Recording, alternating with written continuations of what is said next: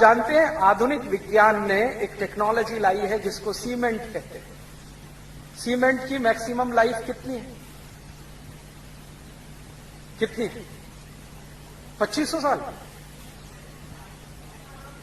Maximum 100 years. दुनिया के cement तकनीकी में काम करने वाले सभी वैज्ञानिक कहते हैं कि सीमेंट की अधिकतम जिंदगी 100 साल है। लेकिन कुछ वैज्ञानिक तो यहां तक कहते हैं कि अधिकतम जिंदगी की परिभाषा क्या है? अधिकतम जिंदगी की परिभाषा अगर हम ये माने कि जब तक ये खंड खंड ना टूटे तब तक, या हम यहीं से मानना शुरू कर दें कि बनने के कितने दिन बाद क्रैक्स आ जाते हैं।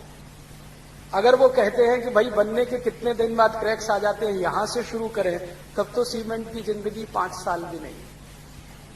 अच्छी से अच्छी बिल्डिंग को देख लेना, आज बनी है, साल भर बाद उसमें क्रैक्स दिखाई दे जाएंगे।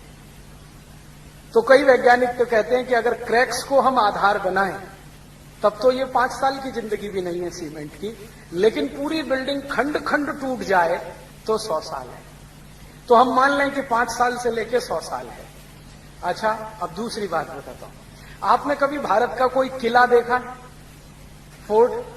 राजस्थान में तो आप हैं, यहां 2-3 किले बड़े मशहूर हैं। आमेर का एक किला है जयपुर में, जोधपुर का एक किला है, जैसलमेर का है, चित्तौड़गढ़ का है। ये सब किलों में आप जानते हैं सीमेंट लगा है? नहीं, चूना लगा है। चूना की मैक्सिमम लाइफ मालूम है कितनी?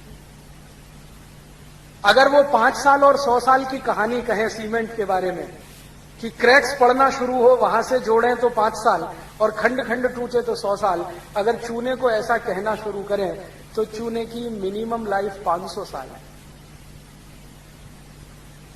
और मैक्सिमम लाइफ 2 से 2500 साल। भारत के जितने भी किले हैं ना, आमेर में देखो या चित्तौड़गढ़ में, या दक्षिण में चले जाओ या पश्चिम भारत में, बहुत सारे किले 250-300 साल से लेकर 1000-1200 साल पुराने, और इनमें दीवारों में क्रैक्स नहीं है। पत्थर उखड़कर गिर जाएगा, क्रैक नहीं आएगा कभी। मतलब क्या है? मतलब यह है कि चूने की टेक्नोलॉजी सीमेंट से कुछ ऊंची तो है। और आप जानते हैं सीमेंट और चूने का रॉ मटेरियल एक ही है, ये मालूम है ना? दोनों का रॉ मटेरियल एक ही है। इसका माने बनाने की जो तकनीकी है उसमें कुछ अंतर है। सीमेंट उसी रॉ मटेरियल से बनता है जिससे चूना बनता है, बस अंतर इतना है कि सीमेंट यूरोप में बना है, चूना भारत में बना है। चूना 500 साल तो कम से कम जिंदा रहता है, 2500 साल तो अधिकतम जिंदा रहता है। सीमेंट तो 100 साल से भी कम समय तक ही जिंदा रहता है। तो कौन सी टेक्नोलॉजी ऊंची है, चूने की कि सीमेंट की? अब आप ये कहेंगे कि अगर ये चूने की टेक्नोलॉजी बहुत ऊंची है तो हम घर क्यों नहीं बनाते इससे? ये प्रश्न आएगा कि नहीं मन में?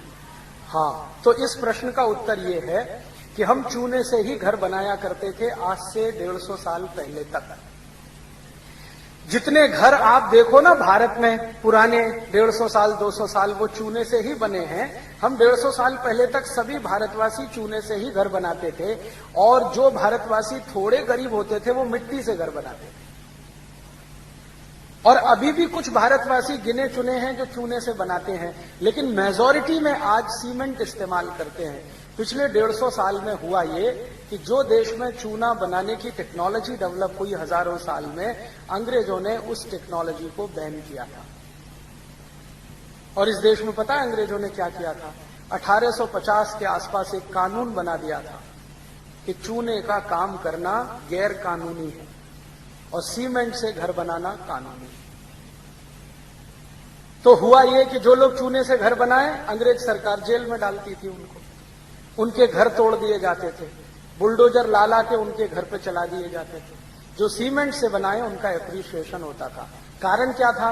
अंग्रेजों को अपनी कंपनियों का सीमेंट बिकवाना था इस देश में और चूने की इंडस्ट्री को खत्म करना था। आप जानते हैं कि चूना और सीमेंट का रॉ मटेरियल एक ही है।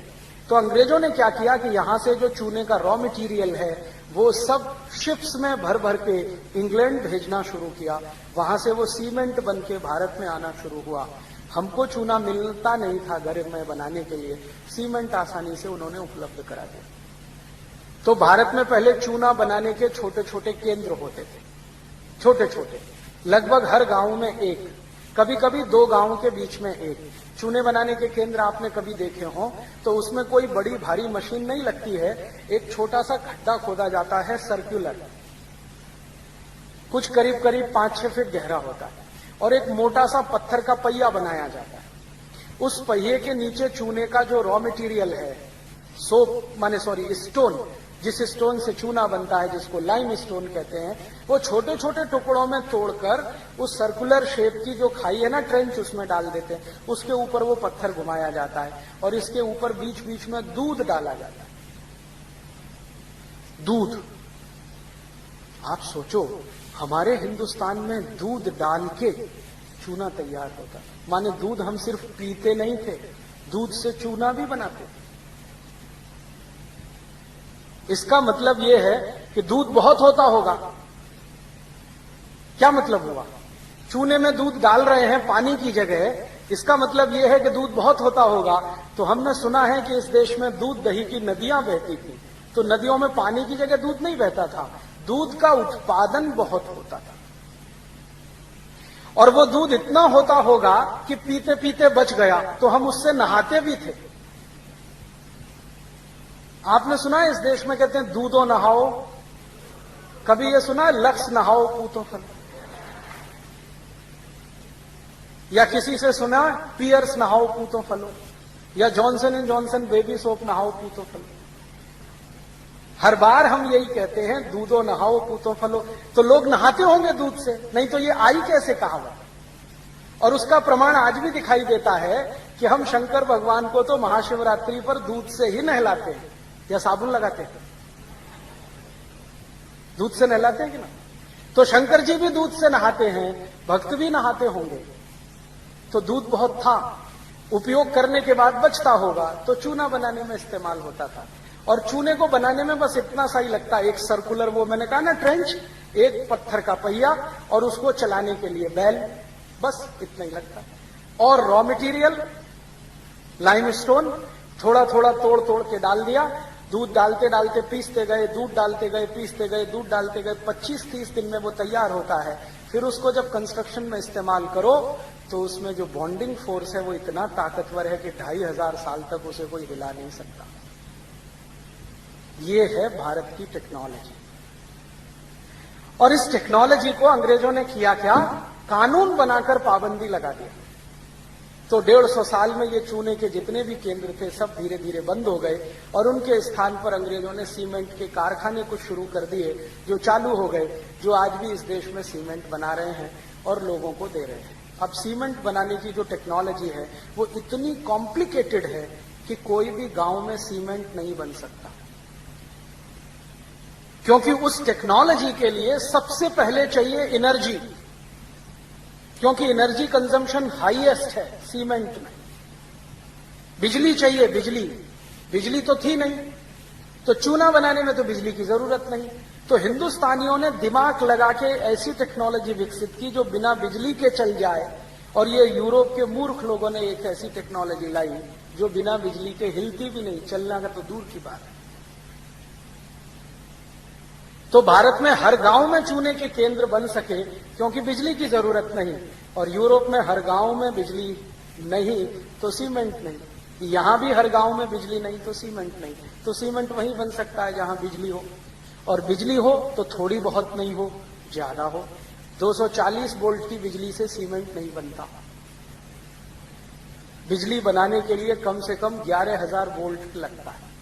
सीमेंट बनाने के लिए कम से कम 11,000 वोल्ट की बिजली लगती है। तो 11,000 वोल्ट की बिजली बनाने के लिए बड़ा पावर स्टेशन लगता है, और बड़ा पावर स्टेशन बनाने के लिए या तो कोयला लगता है या तो पानी लगता है, और कोयला और पानी जिन गांवों में मिले वहीं बन सकती है, बाकी किसी गांव में तो संभव नहीं है।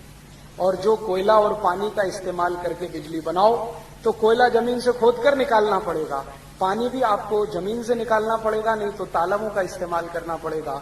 बहुत दिन जमीन के नीचे से कोयला खोदते चले जाएं तो स्पेस बन जाएगा, उसी स्पेस में भूकंप आएंगे, धरती कंप आएंगे, सुनामी भी आएगा। ये है टेक्नोलॉजी यूरोप की। हमारे यहाँ ये टेक्नोलॉजी नहीं डेवलप हुई। क्यों? क्योंकि हम होशियार थे, इंटेलिजेंट थे। हमको मालूम है कि जमीन के नीचे कोयला है, लेकिन उस कोयले को खोदकर निकालेंगे तो जमीन खाली हो जाएगी। खाली जमीन निरापद नहीं होती। कभी भी अर्थक्वेक आएंगे, ट्रेमर्स आएंगे तो ढर ढरा के चली जाएगी। तो यूरोप और यूरोप के नागरिकों ने या उनके वैज्ञानिकों ने बिना सोचे समझे कोयला खोद खोद के तो निकाल के फेंक दिया। अब उन खदानों को भरने के लिए कुछ नहीं है, तो उन्हीं स्थानों पर सबसे ज्यादा भूकंप आ रहा है और अब हजारों लोग मर रहे हैं।